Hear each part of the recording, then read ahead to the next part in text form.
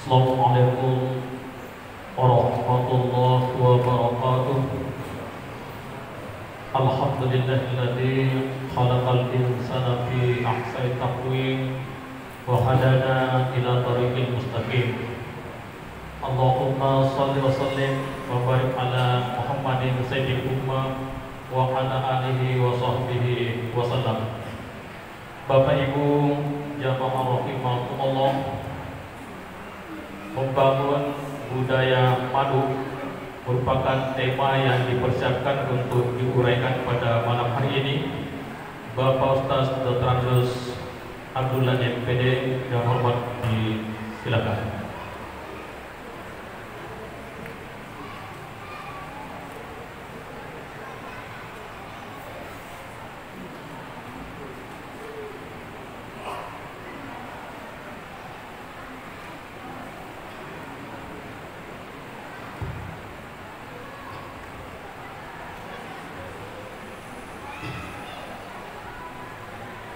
Assalamualaikum warahmatullahi wabarakatuh.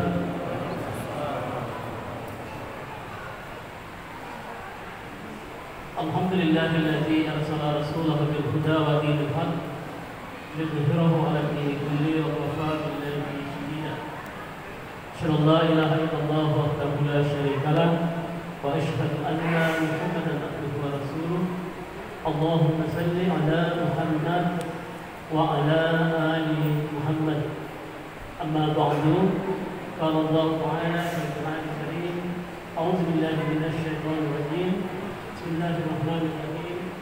Wa laqad zara'na li jahannama katsiran minal jinni wal ins lahum qulubun la yafqahuna biha wa lahum a'yunun la yubsiruna biha wa lahum adhanun la yasma'una biha. Ulaika kal an'am bal hum adall, ulaika humul ghafilun. Sadaqallahu azim. Allahumma arhamna bil Qur'an. Jemaah rahimakumullah, alhamdulillah kita memuji kebesaran Allah Subhanahu wa taala atas segala nikmat yang telah diberikan kepada kita sekalian, baik nikmat lahir maupun nikmat batin, terutama nikmat iman, nikmat Islam, nikmat kesehatan dan kesempatan, sehingga pada malam hari ini kita hadir di tempat ini untuk melaksanakan beberapa rangkaian ibadah. Salawat dan salam kepada Rasulullah Muhammad sallallahu alaihi wasallam, demikian pula kepada segenap keluarga, segenap sahabat, dan seluruh pengikut setia Rasulullah Muhammad sallallahu alaihi wasallam. Jemaah rahimakumullah, tema ceramah kita pada malam hari ini seperti yang disampaikan oleh protokol adalah membangun budaya madu.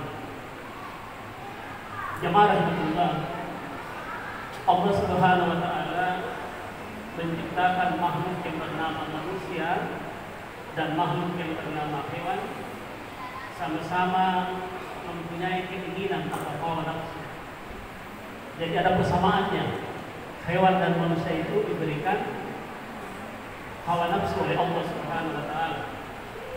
Akan tetapi kepada manusia Allah memberikan akal yang dapat mengendalikan, yang dapat memimpin, yang dapat menguasai hawa nafsu itu. Sedangkan alat yang seperti itu tidak diberikan kepada makhluk yang bernama hewan. Karena itulah jemaah rahimakumullah, maka manusia memiliki perasaan malu, sedangkan hewan sama sekali tidak memiliki rasa malu. Sekali lagi adalah dengan potensi akal yang diberikan oleh Allah kepada manusia dan tidak diberikan kepada hewan, maka manusia itu memiliki perasaan malu. Kepada hewan tidak, karena tidak diberikan akal. Walaupun demikian jemaah rahimahullah, ada juga manusia yang tidak mempergunakan akalnya sehingga taubahnya seperti hewan, bahkan lebih rendah dari hewan.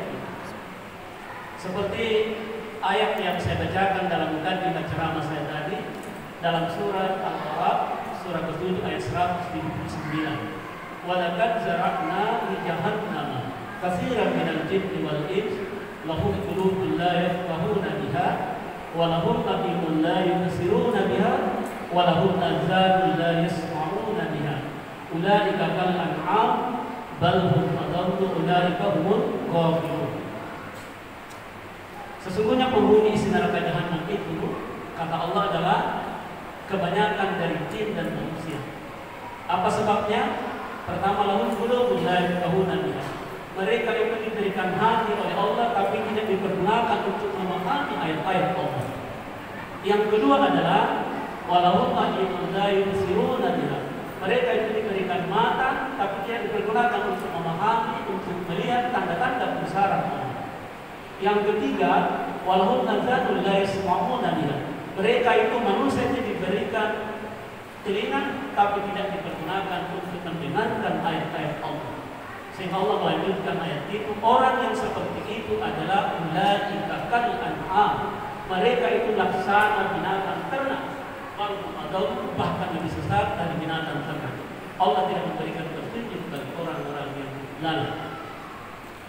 Jemaah yang berkah, perasaan malu hendaknya ditempatkan pada tempat yang sebenarnya, tidak sembarang malu.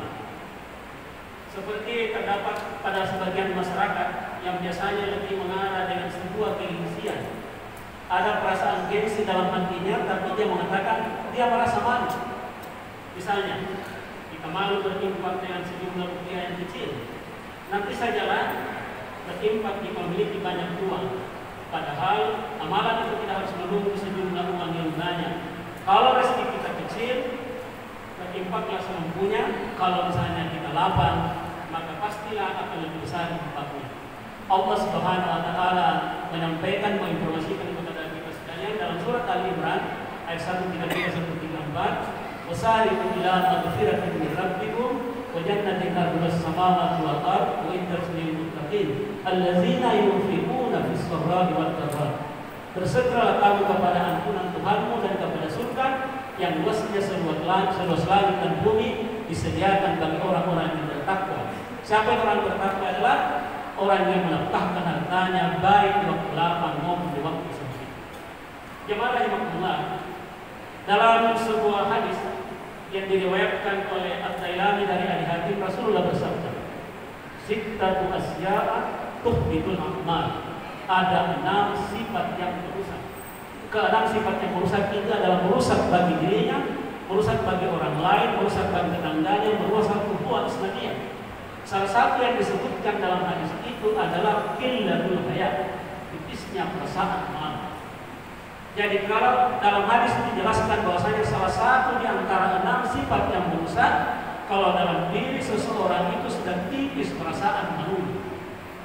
Kalau Bapak, Ibu dan saudara sekalian melihat ada perempuan dan laki-laki yang belum menikah, lalu kemana-mana dia sama, padahal dia bukan mahramnya, ke barat dia ke barat, ke timur, ke utara, ke selatan, sama-sama ke sana, seperti layaknya suami istri.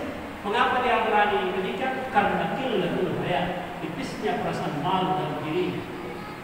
Terjadinya banyak kemaksiatan jemaah rahimahullah, misalnya terjadinya perzinahan, terjadinya pelecehan seksual, perselingkuhan, pergaulan bebas, mabuk-mabukan, itu terjadi. Satu di antara sekian penyebabnya adalah karena qillatul haya, tipisnya perasaan malu.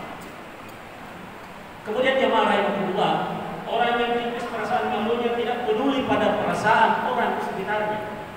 Mengapa jemaah rahimahullah? Terkadang orang yang tidak punya perasaan malu lagi atau tipis perasaan malunya, maka dia tidak peduli lagi pada orang tuanya, pada saudara-saudaranya, bahkan pada anak-anaknya. Dia tidak berpikir bahwa konsekuensi perbuatannya itu tidak hanya akan ditanggung sendiri, melainkan juga oleh keluarganya. Pokoknya terjadinya kemaksiatan di mana-mana, berani mengambil yang bukan haknya, berani menyeleweng. Itu satu di antara sekian penyebabnya adalah karena qillatul haya, tipisnya perasaan malu yang ada dalam diri seseorang. Oleh karena itu jemaah rahimahullah, Abu Hasan Al-Mawardi dalam ulama Abu Hanifah membagi malu itu menjadi 3. Pertama adalah al-haya'u minallah, malu kepada Allah. Yang kedua adalah al-haya'u minan nas, malu kepada sesama manusia. Dan yang ketiga adalah al-haya'u minan nafsi, malu kepada diri sendiri. Insya Allah penjelasan ketiga secara sederhana akan disampaikan pada subuh hari. Nasrul minallah wa fathun karim. Assalamualaikum warahmatullahi wabarakatuh.